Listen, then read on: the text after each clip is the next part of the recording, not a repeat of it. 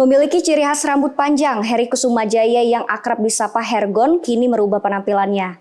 Belakangan diketahui Hergon memangkas pendek rambutnya dan terlihat di foto yang beredar di media sosial.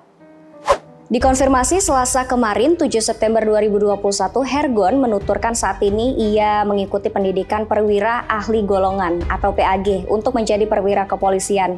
Kemudian Hergon meminta restu dan doa kepada masyarakat agar ia diberi kemudahan dan kelancaran pendidikan yang sedang diikutinya. Saatnya kita ke tukang jagal rambut. Nah mantap.